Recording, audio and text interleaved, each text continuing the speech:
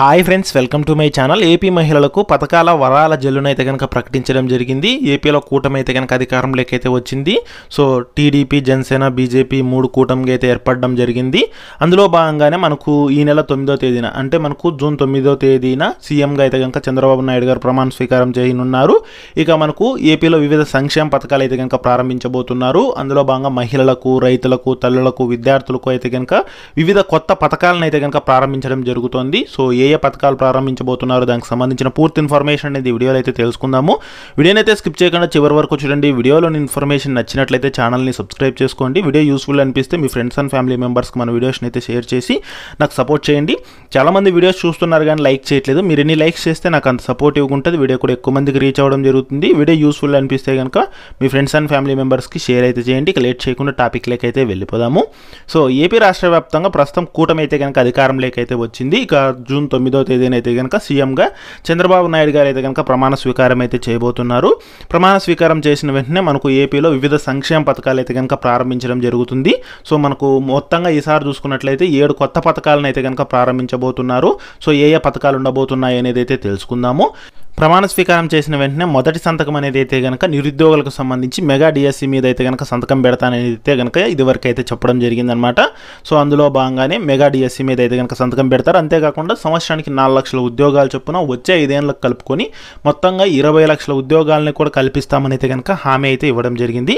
ఇది మొదటిది. ఇక రెండోది చూసుకున్నట్లయితే కనుక మనకు ఈ యొక్క వాలంటీర్లకు సంబంధించి అనమాట. సో వాలంటీర్లు ప్రస్తుతం ఏపీలో రాజీనామా చేశారు. అంతేకాకుండా వాలంటీర్లకు 5,000 రూపాయల శాలరీ అయితే ఇస్తున్నారు. దీనిని 10,000 రూపాయలకి అయితే కనుక పెంపు చేయడం జరుగుతుందన్నమాట. ఇక నెక్స్ట్ ఏంటంటే కనుక మనకు ఆ వాలంటీర్ల వ్యవస్థను మళ్ళీ పునరుద్ధరణ చేస్తారనమాట. సో కొత్త రిక్రూట్మెంట్ చేసుకోవడము అట్లా అయితే ఉంటుంది. ఆ ప్రాసెస్ అయితే జరుగుతుంది. సో వాలంటీర్లకు 5,000 నుంచి 10,000 రూపాయలు అయితే కనుక శాలరీలు అయితే కనుక పెంపు అయితే చేయడం జరుగుతుంది. ఇక తర్వాత చూసుకున్నట్లయితే మూడోది ముఖ్యంగా పెన్షన్స్కి సంబంధించి అనమాట. సో ఏపీలో పెన్షన్స్ ప్రస్తుతం చూసుకున్నట్లయితే కనుక 3,000 రూపాయలు అయితే ఇస్తున్నారు. ఈ పెన్షన్స్ని 4,000కు పెంపు చేస్తామని అయితే కనుక చెప్పడం జరిగింది ఇదివరకే. సో మనకు ఈ యొక్క వృద్ధాప్య, వితంతు పెన్షన్లు అయితే 4,000 రూపాయలు, అలాగే వికలాంగ పెన్షన్లు అయితే కనుక 6,000 రూపాయలకు పెంపు చేస్తామని అయితే చెప్పారు. అంతేకాకుండా ఈ పెన్షన్ పెంపు కూడా మనకు ఏప్రిల్ నుంచి కౌంట్ చేసుకొని అంటే ఏప్రిల్, మే, జూన్ నెలలకు సంబంధించి 1,000 రూపాయలు ఎక్స్ట్రాగా అయితే ఇవ్వడం జరుగుతుంది. అంటే జూలైలో మొత్తంగా చూసుకుంటే 7,000 రూపాయల పెన్షన్ అయితే కనుక అందించడం జరుగుతుంది అనమాట.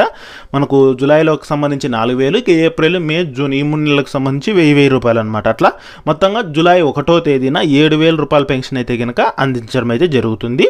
ఇక అంతేకాకుండా మనకు ఈ యొక్క ఎస్సీ, ఎస్టీ, బీసీ మైనారిటీలకు అయితే కనుక 50 ఏళ్ళకే పెన్షన్లు అందిస్తామని అయితే కనుక చెప్పారు. ఇది ముఖ్యమైన అప్డేటు. ఇక తర్వాత మనకు మహిళలకు సంబంధించి ఆడబిడ్డ నిధి పథకం ద్వారా అయితే కనుక మనకు 18 ఏళ్ళు నిండిన ప్రతి మహిళకు అయితే కనుక 1,500 రూపాయలు అనేది వారి బ్యాంక్ ఖాతాల్లోకి అయితే జమ చేస్తామని అయితే చెప్పారు.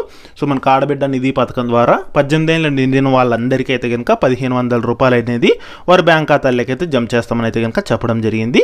ఇక తర్వాత ముఖ్యమైన పథకం చూసుకున్నట్లయితే కనుక మనకు రైతులకు సంబంధించి అనమాట. సో ఏపీలో రైతులకు మనకు ఈ యొక్క అన్నదాత పథకం ద్వారా అయితే కనుక మనకు సంవత్సరానికి 20,000 రూపాయలు అనేది రైతుల బ్యాంక్ ఖాతాల్లోకి అయితే జమ చేస్తామని చెప్పారు. సో అది విడతల వారీగా జమ చేస్తారా, ఒకేసారి జమ చేస్తారా అనేది అయితే ఇంకా చెప్పలేదన్నమాట.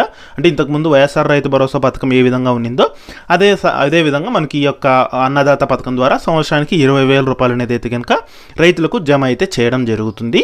ఇక తర్వాత చూసుకున్నట్లయితే మహాశక్తి పథకం ద్వారా మహిళలకు ఉచిత బస్సు ప్రయాణం అనమాట.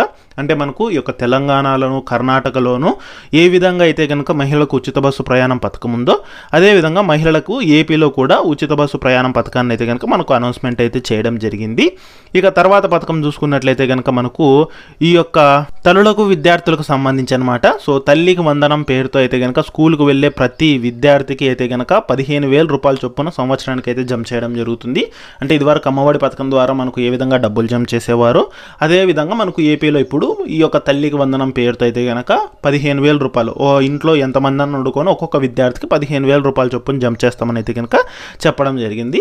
ఇక తర్వాత చూసుకున్నట్లయితే మనకు దీపం పథకం ద్వారా మనకు ముఖ్యంగా దీపం పథకం ద్వారా అయితే కనుక ఒక కుటుంబానికి సంవత్సరానికి ఉచితంగా 3 గ్యాస్ సిలిండర్లను పంపిణీ చేస్తామని చెప్పారు.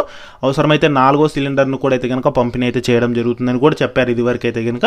సో ప్రస్తుతం అయితే కనుక దీపం పథకం ద్వారా అయితే కనుక ఒక కుటుంబానికి ఉచితంగా సంవత్సరానికి 3 గ్యాస్ సిలిండర్ల పంపిణీ అయితే కనుక చేయడం జరుగుతుంది. తర్వాత పథకం చూసుకున్నట్లయితే నిరుద్యోగులకు సంబంధించి అనమాట. నిరుద్యోగులకు ప్రతి నెల నిరుద్యోగ వృత్తి కింద 3,000 రూపాయలు అనేది వారి బ్యాంక్ ఖాతాల్లోకి అయితే జమ చేస్తామని అయితే కనుక చెప్పడం జరిగింది. సో యువగలం పథకం కింద అయితే కనుక దీన్ని డబ్బులు అయితే కనుక ప్రతి నెల 3,000 జమ చేస్తామని, అంతేకాకుండా వచ్చే 5 ఏళ్ళకి కలుపుకొని 20 లక్షల ఉద్యోగాలను కూడా కల్పిస్తామని అయితే కనుక చెప్పడం జరిగిందనమాట. ఇక తర్వాత చూసుకున్నట్లయితే డ్వాక్రా మహిళలకు సంబంధించి అనమాట. సో డ్వాక్రా మహిళలకు 10 లక్షల రూపాయల వరకు వడ్డీ లేని రుణాలను అయితే కనుక అందిస్తామని అయితే కనుక చెప్పారు. అంటే మనకు 10 లక్షల రూపాయల వరకు రుణాలు అయితే ఇస్తారు. ఆ రుణము ప్లస్ వడ్డీ అనేది మనం సకాలంలో చెల్లిస్తే ఆ ఒక వడ్డీ డబ్బులు అనేది తిరిగి మళ్ళీ మన బ్యాంక్ ఖాతాల్లోకి అయితే జమ చేస్తారు. ఇది రీఎంబర్స్మెంట్ అంటే 0 వడ్డీ పథకం ద్వారా డబ్బులు అయితే కనుక మనకు డబ్బులు జమ చేయడం జరుగుతుంది. సో మహిళలకు 0 వడ్డీ పథకం ద్వారా అయితే కనుక అంటే వడ్డీ లేని రుణాలు అయితే కనుక 10 లక్షల రూపాయల వరకు డ్వాక్రాలో ఉండే వాళ్ళకైతే కనుక అందించడం అయితే జరుగుతుంది. వీటితో పాటు మరికొన్ని పథకాలను కూడా మనకు అనౌన్స్మెంట్ అయితే చేశారు. అందులో భాగంగా చూసుకున్నట్లయితే కనుక మనకు పూజారులకు 15,000 రూపాయలు అందిస్తామని, అలాగే బ్యాడ్జ్ ఉన్న డ్రైవర్లకు కూడా 15,000 రూపాయలు అందిస్తామని, హరిత పన్ను జరిమానా భారం తగ్గింపు చేస్తామని అయితే చెప్పారు. ఇక ప్రతి చేనేత కుటుంబానికి మనకు సంవత్సరానికి 24,000 రూపాయల చొప్పున అయితే కనుక జమ చేస్తామని అయితే కనుక చెప్పారు. ఇక వేట విరామ సమయంలో అయితే కనుక మత్స్యకారులకు 20,000 రూపాయలు అనేది అయితే అందిస్తామని అయితే కనుక చెప్పడం జరిగింది. ఇక ఇంటింటికి రక్షిత తాగునీటు, ప్రతి ఇంటికి కుళాయి కనెక్షన్ అయితే కనుక అందిస్తామని అయితే చెప్పారు. ఇక వీటితో పాటు మనకు ఈ యొక్క పాడి పరిశ్రమలకు ప్రత్యేక రుణాలు ఇస్తామని అయితే చెప్పారు. ఇక ముఖ్యంగా ప్రతి పేద కుటుంబానికి 2 సెంట్ల ఇంటి స్థలము, నాణ్యమైన సామాగ్రితో మంచి ఇంటి నిర్మాణం చేపడతామని, చిరు వ్యాపారులకు వడ్డీ లేని రుణాలు అయితే ఇస్తామని అయితే చెప్పారు. ఇక పండుగ కానుకలు మళ్ళీ ప్రారంభిస్తామని, అలాగే పెళ్లి కానుక పథకం కింద 1,00,000 రూపాయలు అందజేస్తామని అయితే చెప్పారు. ఇసుక ఉచితంగా అయితే ఇస్తామని, ఇక బీసీల రక్షణకు ప్రత్యేక చట్టాన్ని కూడా ఏర్పాటు చేస్తామని అయితే చెప్పారు. ఇక అలాగే కరెంటు ఛార్జీలు పెరగవని, పేదల ఆకలి తీర్చే అన్నా క్యాంటీన్లను మళ్ళీ ఏర్పాటు చేస్తామని అయితే చెప్పారు. ఇక ముఖ్యంగా చేనేత కార్మికులకు మగ్గం ఉంటే 200 యూనిట్లు, మరమగ్గం ఉంటే 500 యూనిట్ల వరకు ఉచిత విద్యుత్ ఇస్తామని అయితే కనుక చెప్పడం జరిగింది. ఇక రైతులకు గతంలో తెదేపా ప్రభుత్వం అందించిన రాయితీ పథకాలను కూడా మళ్ళీ పునరుద్ధరణ చేస్తామని అయితే కనుక చెప్పారు. ఇక ముఖ్యంగా నాణ్యత లేని మద్యాన్ని అరికట్టి ధరల నియంత్రణ చేస్తామని, అలాగే చేనేతలకు ప్రత్యేక విధానాలు పథకాలను తీసుకొని వస్తామని అయితే కనుక చెప్పారు. ఇక భూ హక్కు చట్టాన్ని కూడా రద్దు చేస్తామని అయితే కనుక చెప్పడం జరిగింది. ఇక దేవాలయాల్లో పనిచేసే నాయి బ్రాహ్మణులకు 25,000 రూపాయల జీతము, గీత కార్మికులకు మద్యం షాపుల్లో 10% రిజర్వేషన్లు చేస్తామని అయితే చెప్పారు. అలాగే ఉద్యోగులకు 1వ తేదీన జీతాలు, మెరుగైన పిఆర్సీ ఐఆర్లను తీసుకొస్తామని అయితే కనుక చెప్పడం జరిగింది. ఇక ఆస్తి పన్ను సమీక్ష, అలాగే చెత్త పన్ను రద్దు చేస్తామని, డీజిల్ పెట్రోల్ ధరలు నియంత్రణలో పెడతామని అయితే కనుక చెప్పారు. ఇక రైతులకు 5 ఏళ్లలో 1,00,000 రూపాయలు 90% రాయితీపై బిందు సేద్యాన్ని కల్పిస్తామని అయితే చెప్పారు. ఇవి మనకు ఈ యొక్క టీడీపీకి సంబంధించి ముఖ్యమైన పథకాలు అన్నమాట. ఇవన్నీ మనకు జూన్ 9 తర్వాత ప్రమాణ స్వీకారం చేసిన తర్వాత ఒక్కొక్కటిగా మనకు అమలు చేసే అవకాశం అయితే ఉంటుంది. దానికి సంబంధించి ఏ చిన్న అప్డేట్ వచ్చినా నేను మన ఛానల్ తప్పకుండా అయితే పోస్ట్ చేస్తాను. అప్డేట్స్ మిస్ కాకుండా ఉండాలంటే ఛానల్ని సబ్స్క్రైబ్ అయితే చేసుకోండి.